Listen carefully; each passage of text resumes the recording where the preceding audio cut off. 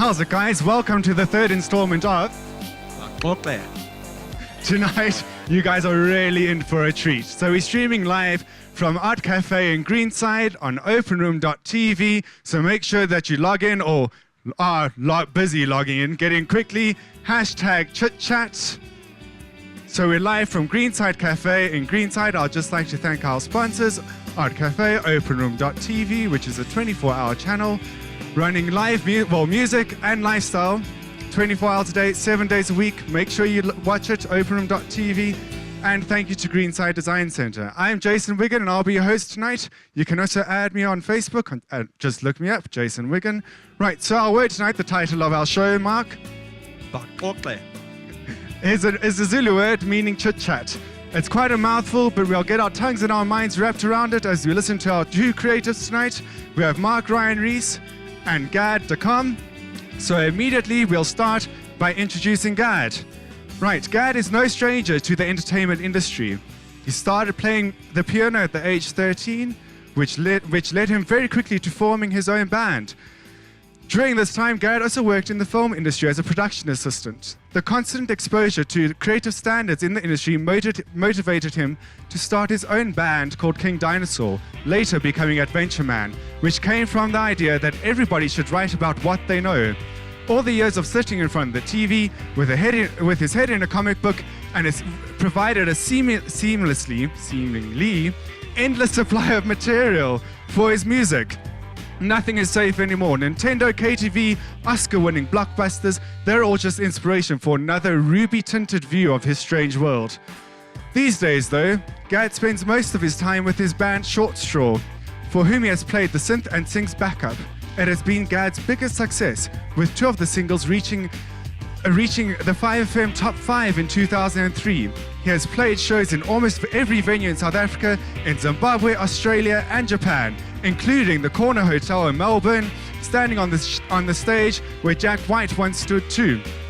So Gad remains constantly involved with every aspect of the creative process, be it merchandise, i.e. t-shirts and even badges, or actual artwork for his albums, so as to maintain a consistency with everything linked to his name. Because at the end of the day, everyone is a brand. You just have to learn how to sell it. So do you sell yourself well? I think so. Well, Philip Johnson, a famous architect, said he's a whore. To the industry, of course. Are you one of those? I want to be. Right, good. Okay, so over to you, Gad. Thanks, Jason. Okay, so basically what I'm focusing on is how social media has affected the way we market ourselves. So basically, I've been a musician for 15 years, and about half that time, social media has been around. It hasn't changed that much, actually, since it started. The Facebook logo, very subtle changes, even Twitter. The first real band that came around during the social media time was The Bang. I played with these guys in high school, and they became friends of mine. And eventually, I didn't have anyone else to play with, so just played with my friends. And yeah, we did a couple of tours in Cape Town, but eventually it led me to meet this was the first band that people actually started taking us seriously. Isaac now plays drums for Shadow Club. Brian is a famous voiceover artist and he does radio. And this is where I started to realize that you don't have to be serious when you start to present yourselves. I put in some examples of just using my Facebook page, for example, stuff that I'll see, can't really see, that was supposed to be an advert for a TV that was so invisible it wasn't there. Can't really see that. And just subtle things that I started to notice that start to reflect on the way that I like to present myself to the world. Instagram was very important for me when I started to get a fancy camera. I started to be able to show people instead of as soon as you read something, it's different from, they say pictures worth 1,000 words, and Instagram kind of proved that. There's my dog. And yeah, I even use Instagram for an album artwork. We kind of slowly put something together. You can see the process that was stage 1, stage 2. I'd build everything from myself. Why would I have to pay someone to do artwork for me when I could do it myself? I also started to be creative in terms of stuff that I'd saw, the idea of Sleeveface and taking albums and things that I loved and starting to adapt them and put them in ways that my friends and I could relate to. While we don't necessarily know who the artists are, we could kind of take that idea and push it. I started to use Perspex as a medium. As you can see, taking the idea of an album artwork and breaking it down to its bare minimum colors. I'm colorblind, so I think I see things a little differently to people. And using the bright colors of the Perspex helped me to kind of see things differently. There's Mario Brothers, and there was our first album cover, Short Straw. Sammy Davis Jr. making a little guest appearance there. So that started to be a way for me to express myself in a way that wasn't music, but that kind of did relate back to music. Taking some of my favorite artists, Talking Heads and Talk Talk, as bands from the 80s, which slowly, like in some ways, whether it was musically or the artwork, started to influence me. And I started to take that and filter it through ways that I knew, starting to get my identity across. I started to do poster design. I worked in Coral Draw, and I'm not an artist, so I'd take images that I found. That image on the right there was just from a Lego advert, and I'd just add text. And while I wasn't creating stuff myself, I think just the fact of the choices that I'd make when I choose things boil down to an identity. And at the end of the day, it's things that I've chosen and I've found and things that I think are funny. And when I try and get myself across, hopefully that reads. And altogether, it's all these little bits that come across, whether it's a post or a photo a day, starts to build your identity. This is King Dinosaur. This is before I had a band. We were just toying with the idea. Those are all the toys. I've never thrown a toy away in my life. So I think that's just a small percentage of my toys. And the idea of still being a child while able to get across quite intense emotions as a person isn't an easy thing, but when you're naive and you don't know any other way, I guess it's the way it works best. So even before I became Adventure Man, King Dinosaur, I do all my own posters, stuff I'd find, and already even building a brand and identity. While at first glance you may not see a similarity, as a whole, like I say, all the little bits, it starts to build the cartoons and the influences and everything I'd watched as a child, all coming to play now. And as I'm entering adulthood, which is difficult for me, I've got these things to fall back on and talk about. And now nostalgia's totally accepted. Now I've got a full band, and we still can't take a serious photo.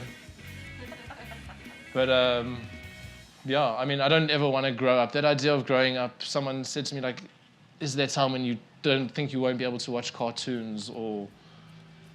I mean, I'll never grow up. We can take a simple idea like a dog and be perverted and disgusting, and nothing is sacred to me. You can't take anything seriously because at the end of the day, it just gets you down. While there's nothing better than smiling or making other people smile or laugh. And now with the medium, with me being in a band like Short Straw, where I'm playing to thousands, up to 10,000 people, it's a platform for me to just make people happy. Because I want to be happy. Who doesn't want to be happy? There's nothing more miserable than being miserable. So these are my albums. These are the two albums I released last year. This one's still, after a year, been on the iTunes top 50, so that's quite cool. And then this one I totally made by myself on the right, The Adventure Man. So hopefully catch you guys at a gig soon. And then that's all I got. Awesome. Thanks. 10,000 people. You know, I'm nervous in front of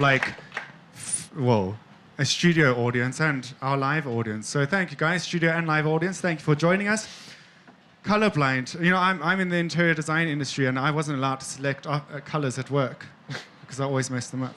Well, the Facebook, the guy was colorblind, blue, that's why it's all blue and white, because he's red, green, colorblind. Right, guys, remember #chitchat. Right, now we have Mark.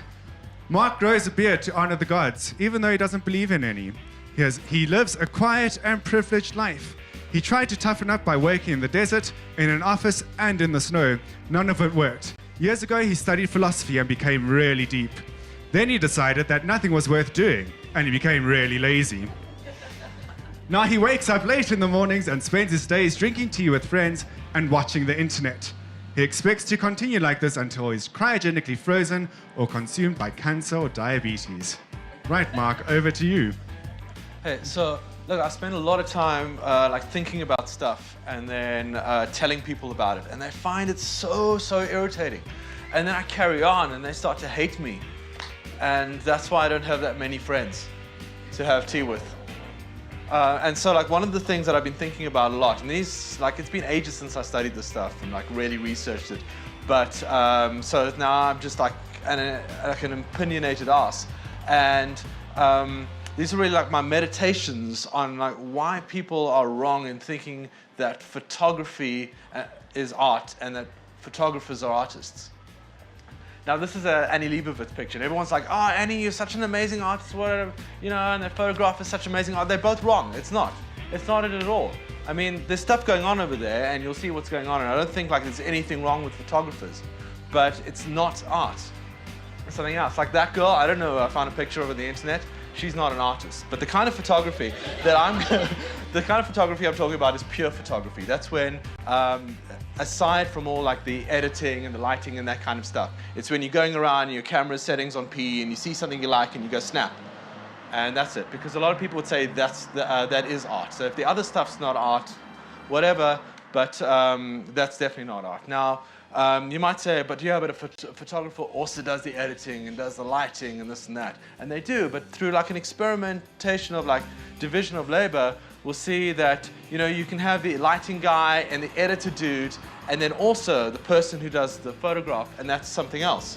You know, so just the person who goes snap is the photographer. Now, this isn't a question about like what's good art and what's bad art. Like, see that? That is terrible art. I don't know who did that. Also pictures from the internet. Probably a child or somebody who's mentally deficient. It's not the issue. And a lot of people say that like art is something that you can all just like worship something and decide it's art. And by this huge community believing it's art, it is art. But I think that's really incorrect. I mean, art needs something a little bit more essential to it than a crowd of people deciding it is, or the institution, the art world saying so. Art is like a human endeavor rather than the social phenomenon. It's a class of activities that, where something is created for aesthetic reasons by an artist. And that, I think, is the correct view of looking at what art is. And let us take, for instance, something like chess, which we'll agree is not a sport, but it is a game. Now, if we were to have a huge community of people who treated it like a sport, had it in the Olympic Games and that kind of thing, it wouldn't suddenly become a sport. It would remain a game, but they're just wrong about it. And so that's what I think is going on with photography. We're treating it like art, but people are incorrect about it. And I'd like to say they are incorrect. Now, there are some features that it has, like beauty. I mean, some things are beautiful, but they're not art, like sunsets. And some things are beautiful and presented as art, but also aren't art, like found objects. Like you could take a shell off a beach, put it in an art gallery. I really just don't think that's art. Nobody created it. It's not the product of an artist. There's also stuff like design, where things have aesthetic value, like a beautiful toaster, but whoever designed it has created like aesthetic intuitions and amazing artistic ability, but it's not a piece of art. It's a toaster that has aesthetic qualities. I mean, this is a photograph of like Nagasaki after the bomb hit, and it's a military aerial photograph, and it's clearly a photograph, but we'll agree that it's not art. So it is at least possible for photographs not to be art.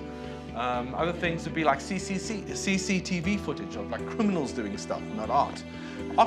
You're in the ocean, and an octopus like steals your camera and starts taking pictures of it. I mean, photographs are produced. That's what happened over there. But I wouldn't say the octopus is an artist. Produced photographs, but didn't actually create anything. And I think a lot of what goes on with photography is that it's a mechanical process without the correct kind of creativity in it. I mean, this is a photograph of the Mona Lisa, because I don't even think photographs can be beautiful. If you look at that, the photograph isn't beautiful, the thing it's of that it's presenting to you is beautiful. When I take a picture of your puppy, the photograph isn't cute, the puppy is cute. That's where the aesthetic value is lying. What we're doing in a photograph is we're just pointing. We're presenting a scene. Photograph presents a scene. It doesn't represent a scene. I'm saying, this is the scene, and it has the qualities. So whereas a painting, you could say the painting is beautiful, not the thing it's of. Photographs aren't like that at all. And that makes a big difference. And the other thing about a photograph is it's recording rather than a creating. So we don't want to confuse like the medium with what it's of. And this is what's making it not art. It's sort of like if you've got a vinyl, the art is in the music, not in the pressing. And a photograph is presenting stuff. Now, so what do photographers do? I mean, there's something artistic going on, even though I'm saying they're not artists. What I believe they're doing is they're going around, they're finding scenes, and they're recording them. And the scenes they find require a certain kind of aesthetic sensitivity. They are doing something important. So there's a gazillion scenes that are possible when a photographer's going around with his camera. And he finds the one that, and then he records it. So he is doing something, but it's not creating, it's finding. He's like an explorer, going through all those possibilities, and they have aesthetic qualities or whatever. Then the recording happens, and that's done with technical ability.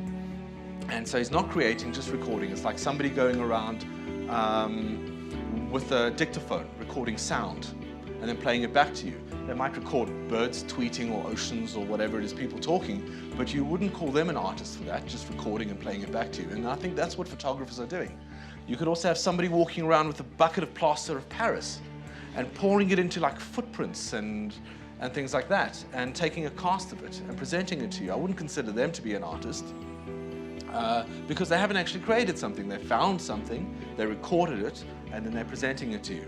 But of course, like people who take photographs for aesthetic reasons, they have aesthetic sensitivities. That dude over there, really, really sensitive. So, I mean, he sees like beauty in the world and it makes him cry and that kind of stuff.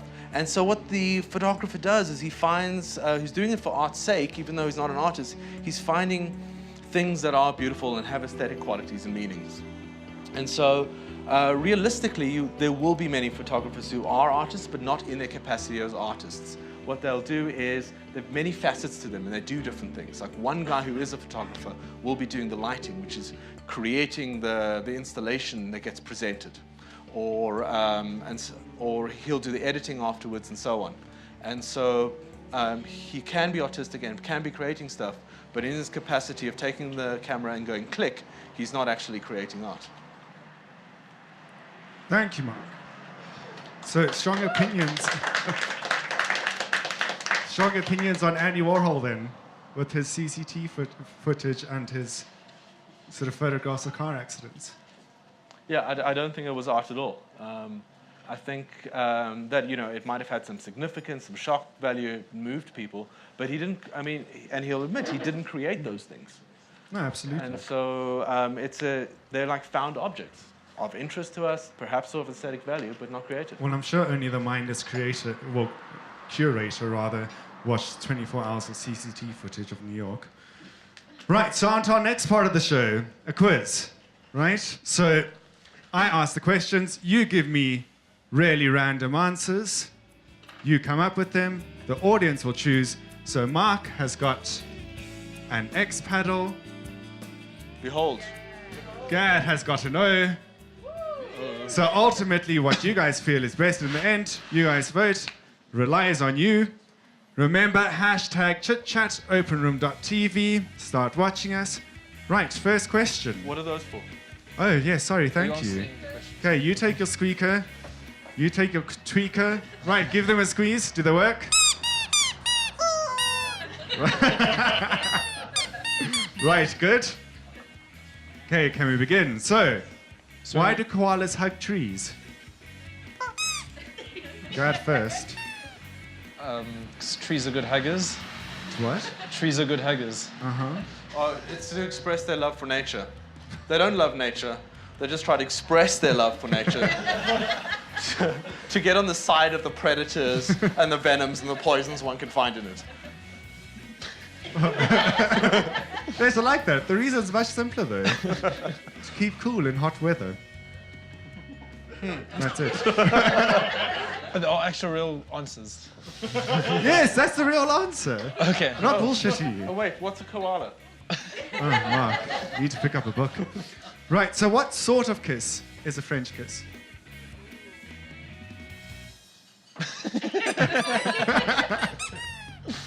It's the kind of kiss that you need to keep outside of the family.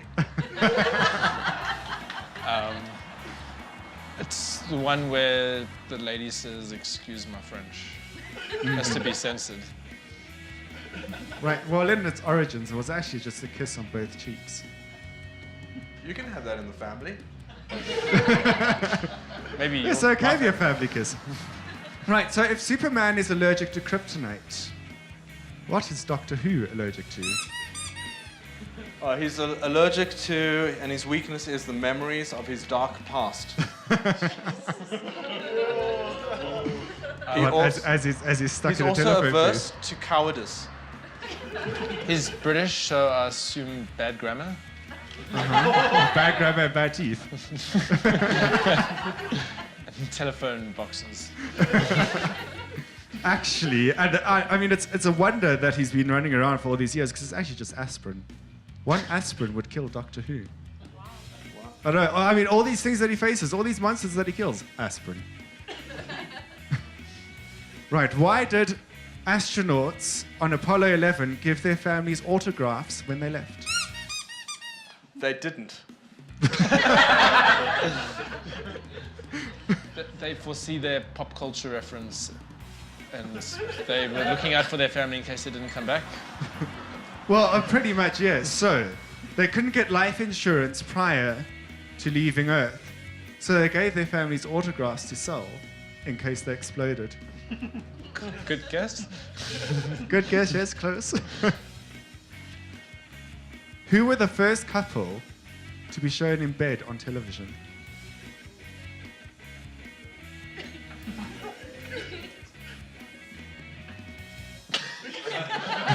Go on.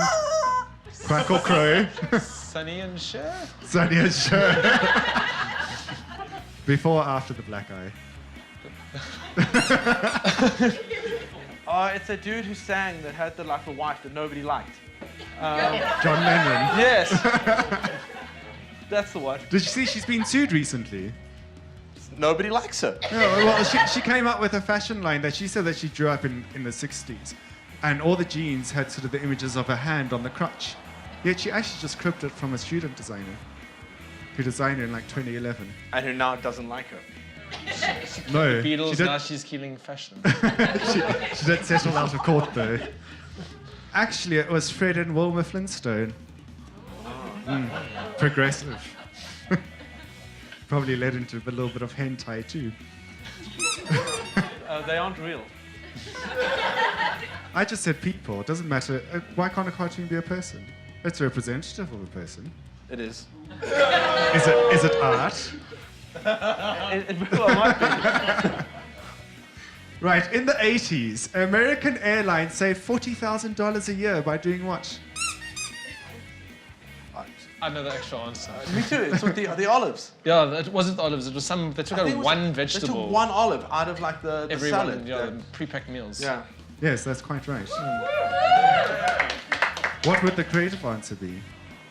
The what? What would the creative answer be then? Uh, Seeing as you both knew the answer. They Oh. paid people less. They gave everyone 1 square inch less leg space. Oh, that's And they saved money. right. So, most hipsters are bargarious. What does that mean? Bargarious. Yeah. You can't make up. You Sorry, can't make up- barbiger. Well, I can't even Are say you the making word. up words? No, I'm not. I swear I'm not. No. Oh, are they bargarious? Yes. What is it? They I want to. probably got the pronunciation wrong. They want to believe they came up with something first. Yes. Don't know. Well, They have beards. quite right. And a very expensive lifestyle. I don't know when they're going to realize. Credit cards, man. What does the word pop-ti-ping refer to? Pop T-Ping. Yes, Pop Ping. Making up words. I'm not making up words. Dial-up modems. No. The story of our youth, the time wasted, and how you knew that sound so well. Took longer to connect up than to download a song. It's crazy. So that was weird back then. Before Facebook. Pop Ping. Is it English? Yeah, well, not actually. I don't need clues. I just admit defeat. It's actually Welsh. And it's what they call a microwave. A Pop Ping. It's quite It's apt, like an I think. onomatopoeia. It's suitable.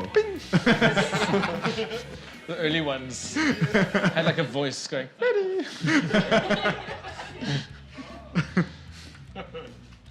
So O.J. Simpson was originally cast for a movie role. What movie was it, and why didn't it happen? I know you. He was going to be Kevin Costner in Waterworld. The first Naked Gun?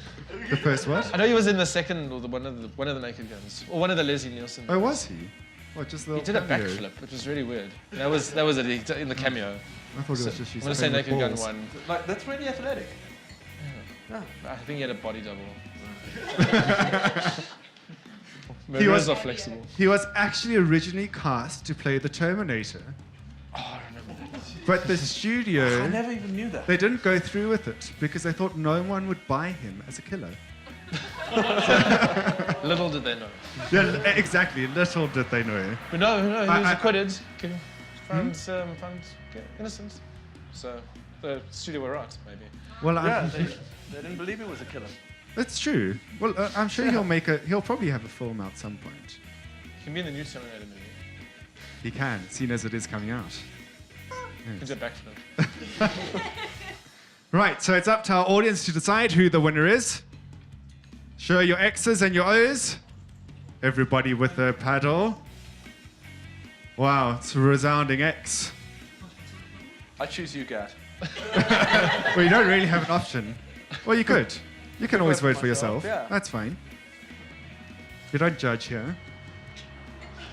But they do. Exactly what Our studio audience does. Oh, I know next time I'll So- wear my glasses. I'll give So that follow-ups. means, in our couch session, that you get to ask the first question. Ooh. So shall we skip straight into that? Remember, #chitchat, openroom.tv. Oh, we're going to put these down. You can put that down. You can also put your chicken away. I your think I'm going to hold on to it. your rooster. He understands me. So, Gad, do you ever like listen to your own music, man? And if you do, is that not a bit vain? Well, up until the point where the album gets released, like I listen to it so much that I probably can't listen to it again. If I hear it accidentally, it's just very strange. I wouldn't as just listen to it. No, I wouldn't do that. Is it like a bit embarrassing? Sometimes it comes on in the shuffle during awkward moments. Yeah. Nothing's weirder than hearing yourself during those special times. Has that happened? It's not vain. No, skip quickly. I avoided the situation. Okay, do I have to ask you a question? Oh, I mean, Or I could ask you. Well, another question. I'm going to ask you to play a song for us. oh, okay. Because I've got hidden behind this couch. So tell us a little bit about who it is about. Okay, so you may have seen some pictures of my dog. He's the dog with the pirate patch. He's got the one eye. His name's Sammy Davis Jr., and he's awesome. And he likes tennis balls more than he likes people. So I wrote a song about him. It's called Oh Sammy. I like your shoestring. It might be out of tune, if you know what I mean.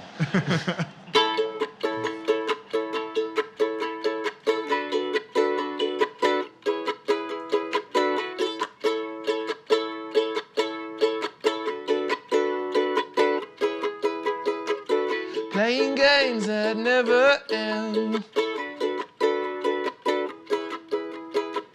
Just wants to be your friend.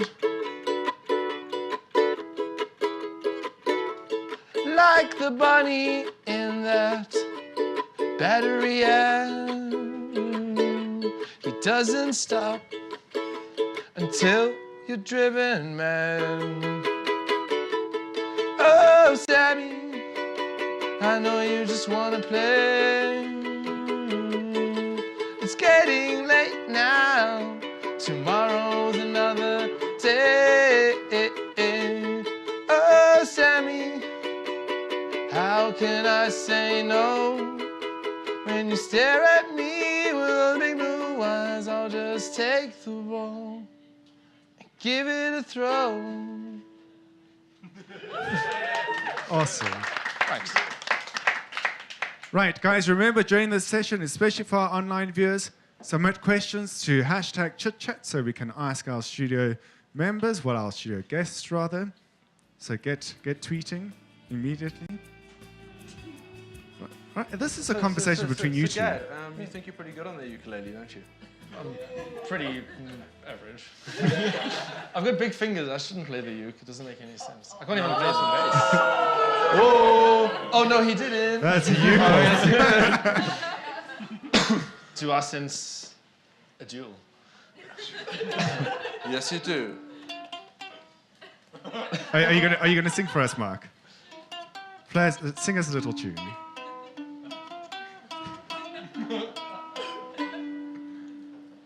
Oh, I can't sing.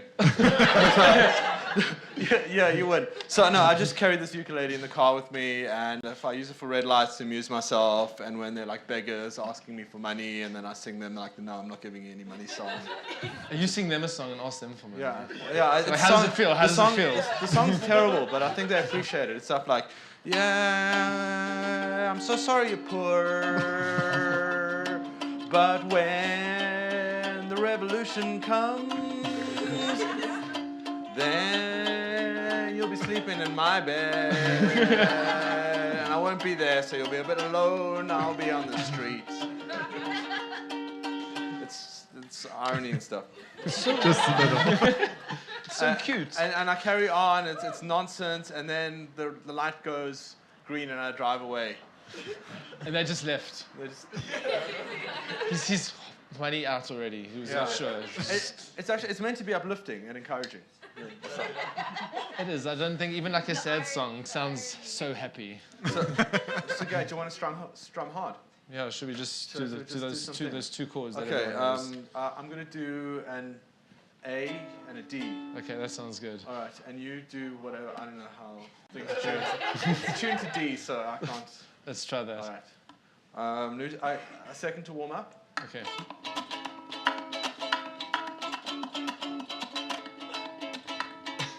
Warm. Okay. It's really out of tune. It's because it's rolling around the back of your car.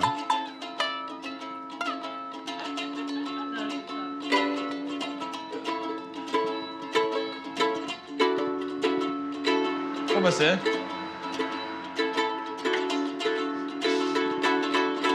Print that. We got it. Okay, that's it. I think we should do an album together. At least track. Let's start on one track. All right. By the way, I really, really love your album covers, man.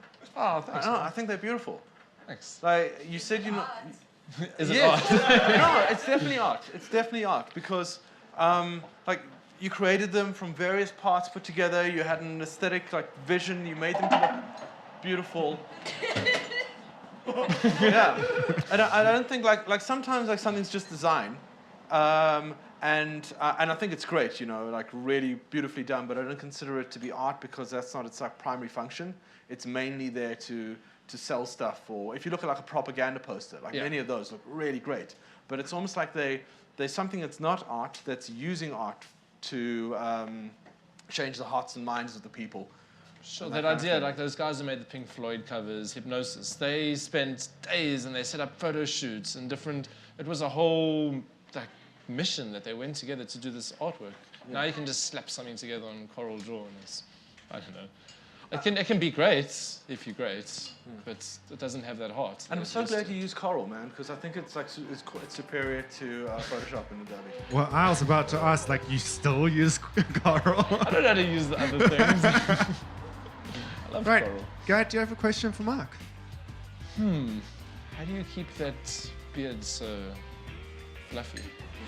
Well, I don't consider this really to be a beard. This is just stubble. To condition. I'm trying to grow a beard. No, I do condition, and I use beard oil. Yeah, I rub it in there. It's really, if you watch me do it, you'd think, wow, this is actually a beautiful sensual thing that's happening. But it's not that at all. It's just purely for grooming. So it gives it a healthy sheen, good strong roots, and then you wait. So just wait, and the beard comes out. I can't do a beard. So this is as good as it gets. Yes, we can, Oh, we don't can worry, see man. that. The How long next, did the that next take? step is shaving. Dude, it's okay. It's the beard in here that counts.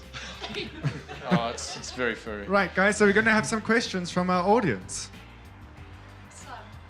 Some, quite a few. So, Gad, this is for you. Short Straw, what's next? Well, we're busy recording an album, which we want to kind of do live. The last one was done as this kind of produced album, so we want to get a more raw feel. And another tour, and we want to go to America next year, so that's pretty big, I think. Because America's huge, you can just go spend your life there. Some people, I mean, most people in America don't even have passports, that's the truth, because they don't even need to leave, so. True. Yeah, so we want to go there. But some of them are also too big to leave. Right, so another question. I'm going to pass the microphone over. Tell us who you are, and go ahead. Hey guys, is it on? Okay, cool. I'm Terry, and I've got a question for you, Gad. I wanted to ask you, in your personal opinion, through trial and error, what is the best way to build your brand through social media? So from the very start, from like opening a Facebook account, Instagram account, Twitter account, linking those all together, how do you best build your brand? Well, I think the best thing is you just got to trust yourself. If you don't, I mean, I've got people now, people friend request me all the time, and I just don't say no to people. And then they're constantly asking me, can you post this, can you post that? And to a degree, I'll think about something and I'll say, someone will post like a preview for a song, and I'll say, song's cool, wait till I got the full song and I'll post it. Because at the end of the day, whatever you post, people see. So you just got to make sure that you're absolutely 100% sure that that's what you believe in. As small as it is, whether it's a little picture or link to a song you like, as long as you believe in it, it starts to build up like a catalog almost of you. So just don't post anything you think you shouldn't, or don't give in to the man. Into it depends how kittens. much, Everyone's how much into candy they're kittens. offering you. Right, Mark, this is a Twitter question for you. What is your favorite found image and why? An image I found? Yeah, well, tell us about an image that you found and why is it your favorite? Well, I don't really, I can't say I have one. I love my own selfies. I mean, I think that sometimes I like a sleep selfie. Like I wake up in the morning and there's so many pictures on my phone of myself sleeping that I really hope they were taken by myself. Right, this is one for both of you. Your favorite childhood music or movie? Aladdin. Aladdin. And the soundtrack to that. Favorite song from Aladdin? Just the one the genie sang. What, Prince Ali? The one, I don't know, I just remember the cool animations when he was in the cave and he's saying just about, I want to be your friend. Rubbing the genie part. He's like, I want to be your best friend, Al, I don't know. It was a long time ago. Blue. You know that they had to. You got a friend? You got a friend in me? No, that's from some other Disney movie. They had to rewrite the introduction song for Aladdin because it wasn't PC. Really? So they had to rewrite it so that it could be screened all over the world. That's pretty cool. Oh, I can't remember what it was originally. It's all about stealing stuff. Pretty much. So, Mark, in your opinion on photography, what other disciplines are not art, but what are perhaps design? So, I mean, design, I think it's mostly would be things that are done for not primarily an aesthetic purpose. So it would be often functional, so making teapots and posters and websites and that sort of thing. Now, a designer would have a lot of aesthetic considerations in it. but because it's not made to be art, it's made, nor is it made primarily to be beautiful, but to serve some kind of function. That would make it not art, but artistry is important in design and aesthetic sensibility. Yes, agreed. Gad, you stated that why pay someone if you can do it yourself? What are the opportunities for collaboration? In terms of music, or Well, in terms of what you do, creating posters, creating album covers. well, I mean, I know I'm limited in some respects. For instance, my latest project was making T-shirts for my band. So I took it as far as buying the screen printing machine myself, but then the actual thing that got printed on the shirts, I couldn't physically do. So I had to get that design, and then as much as I could do, I did myself. But I'm obviously willing. I understand that if I can't do something as good as it can be, within reason, I've got a lot of friends who are talented and who are smart, and I go to, but obviously any money that goes in needs to be recouped, and I'm not made of money. So it's where every corner that I can cut, as long as I'm not diminishing my creative kind of aspects of it, I think it's okay. You know what I really like, Gad? It's like for your album covers and a lot of stuff you do in the music, by not having other people do it, it makes it more yours. Exactly, yeah. But I mean, I can still be telling people what to do, but if I can kind of justify why does someone else have to push that button, if I can put the things where I wanted to put them and then take the picture, I don't know, but I'm not an editor, or I'm not good at that sort of thing, so I'll get my friends who are good at fonts who'll find a nice font for me. But I can still choose, I can say, no, that's the one I want, not that one, or make it bigger. It's still my... Do you stand like a teapot when you make those decisions, though? I like tea. I'm a solo tea drinker, I think. Right, guys, another question? Hello, hi, I'm Nick. I got a question for Mark. More of an agree or disagree statement. Watching the presentation, I remembered a quote that I heard a long time ago, and I just wanted to get your opinion on it. And basically the quote goes, if it has absolutely no use, it must be art. I wanted to hear your thoughts on that. So there are a lot of artworks that can be used for things other than looking beautiful, hanging on the wall, being a sculpture. So I could take like a painting and use it as a fan to fuel the fire. So in that sense, it can have a use, but that's not what it was made for. And I think that's really important. So I can have a butter knife and a screwdriver. And it might happen that the butter knife is better at opening some screw, but that doesn't make it a screwdriver, because that's not what it was created for, even though it's what it can be used for. So art needs to be for art's sake, for aesthetic reasons. Okay, okay, not swearing, default setting. Not to offend, but you said you have a lot of friends that help you out with your design stuff. You have a lot of designers here that help artists out with their stuff, and I find a lot of times I do that just so they don't make ugly shit. So, I mean, like, yes, you have your artistic value, but you have the profession as design that really wants to and does a lot of pro bono work. And I don't think the big reason for that is so that, like, okay, number one, I believe in my friends and their talents, and I want to give them the best that I can for free, and therefore I'm poor. But there's like, user-created images are really, really valuable. But what happens to the design industry and the art industry when you start being saturated with other images, like, it's valuable, but what happens to the design culture, to the art album culture, to people who specialize in stuff like that? And hence, sorry, the question about collaboration was mine. It's saying, like, what is the value in having your friends not just give you an option of fonts, but being able to learn from each other, vice versa, user experience versus design experience. So I guess the question is, number one, why are we all poor? And number two, what can we teach each other so none of us are embarrassed at the end of the day?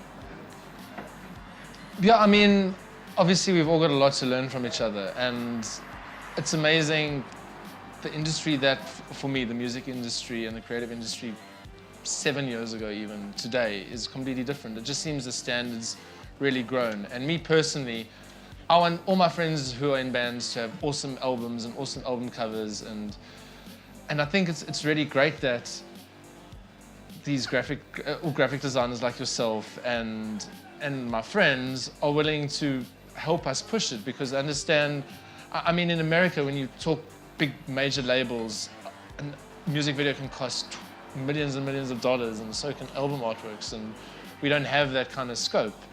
So I definitely think we have a lot to learn, and if there was an open forum, I mean, it's very informal at the moment, the way it kind of stands, and artists, there should be a kind of an open forum where people can just exchange ideas. But that's cool. I mean, I'm always willing to. I can't draw, so for me, I'm always looking for artists and people to draw stuff for me.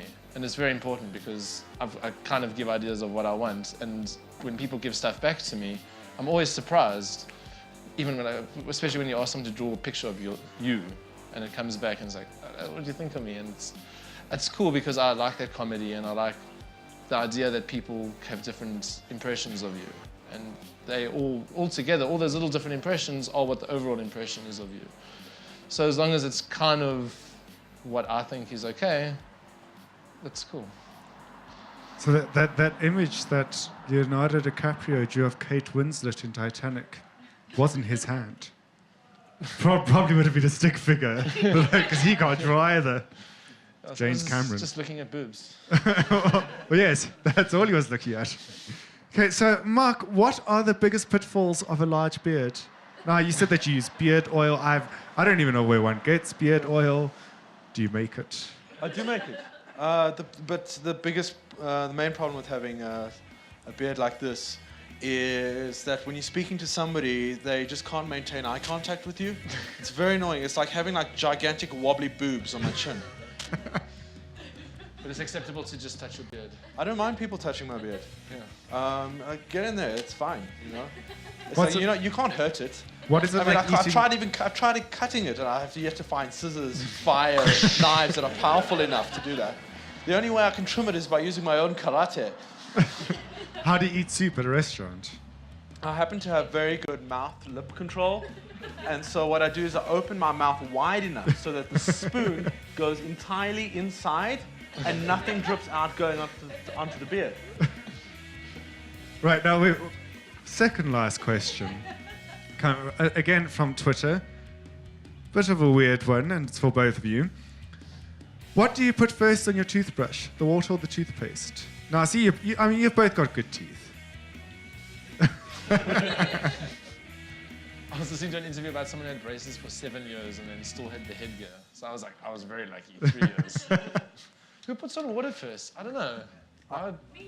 Do you put water on? Oh, there are a few members of our studio I don't know, audience this is that open do. for debate. Yeah, I put toothpaste on Toothpaste. first. But why would people put water on first? Maybe water. Because then you put the water on, and then you put toothpaste on, and you have to put more water on. Yeah, you still have to put the water on afterwards because you need this toothpaste needs to sink down to get optimal spreading on your teeth. Yeah. I don't know. So why even use a toothbrush if you're going to put water on before? Okay, so here in the audience puts on toothpaste first. Not even half of our audience right here put on toothpaste first. Okay, who brushes their teeth? Twice a day? 3 times a day? No, but this is amazing. I didn't know that there were people who put like the water on first. Well, it's like people who scrunch toilet paper or fold toilet paper. Dude, there's weird statistics. Like, did you know that some people wipe standing up and some people wipe sitting down? Wait, This will blow your mind. Hold on. I never knew that until someone brought it up. you can wipe sitting down? I was like, you can wipe standing up? It's like, until you know there's another option, you're just like, what? Just think you're the only way. What are your favorite places in Joburg? Gad. I like, there's a record shop in near Melville called Microgram. That's probably my favorite place when I have money. Cool. Otherwise, it's sad. Mark? I like my home. Like, really, it's my favorite place. Like, all my stuff is there. Like, I can kick other people out. Big bonus. There's like, I don't have to ask permission to go to the fridge and eat the food in there because it's mine. It's really brilliant. You're not welcome.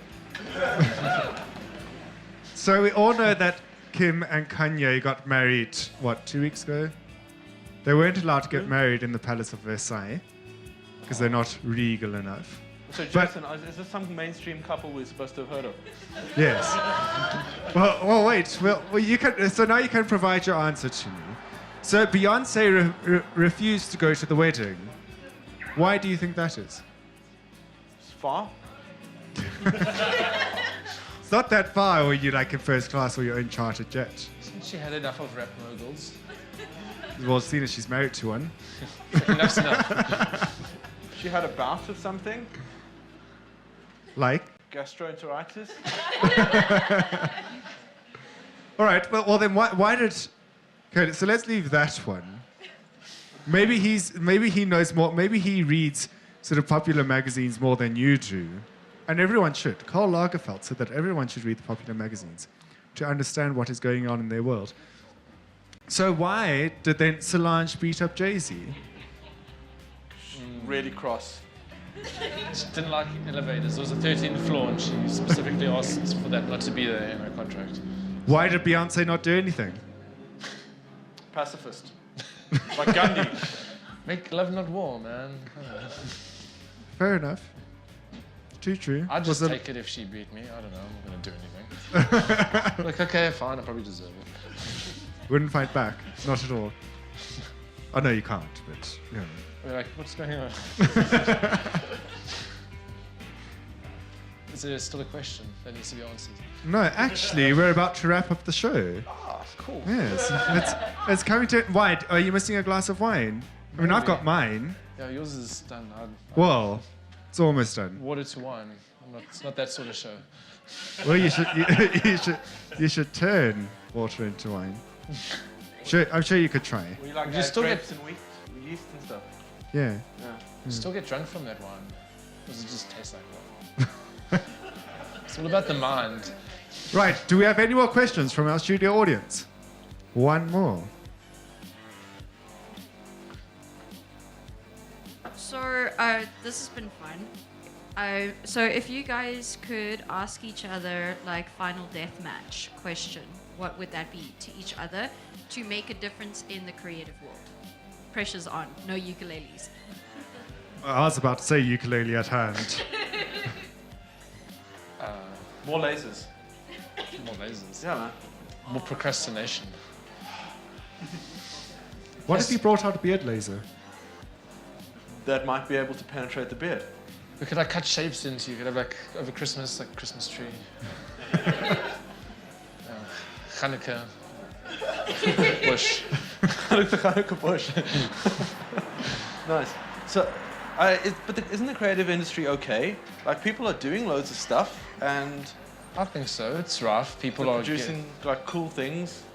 It's going the right way. And apparently, like Joburg is like amazing because everyone's like a lot of people are willing to help other people out and stuff gets done. But you don't go out. Yeah, you read it on the Nothing. internet. Yeah, but I hear You're people- out tonight.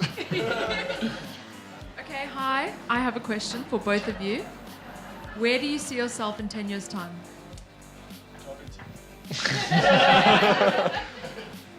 Well, me personally, I'd like to be a touring musician. So if I'd spent my whole life playing at festivals, one every weekend, that'll be cool. I guess as long as I'm still creating some sorts, people are still listening, that'll be nice. But I don't want to, can't do anything else. So this is it for me. Well, for me, every year that comes around, I take a little bit of time at the end for a reflection to develop a New Year's resolution for the next year. And for the past 10 years, it's kind of been the same, which is just carry on as usual. I've succeeded at that. Now I've got like great momentum now. It's probably going to carry on like that.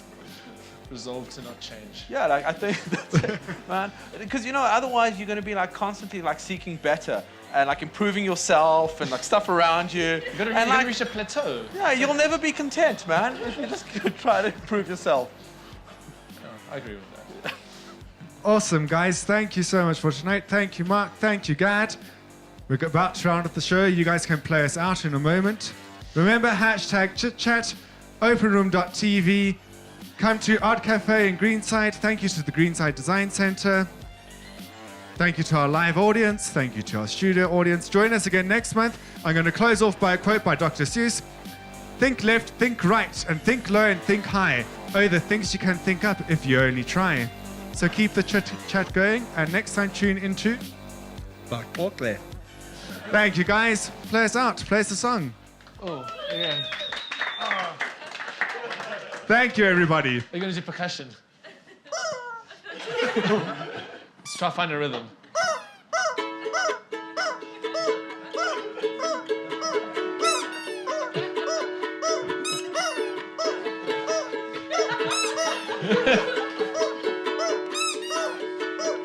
Oh!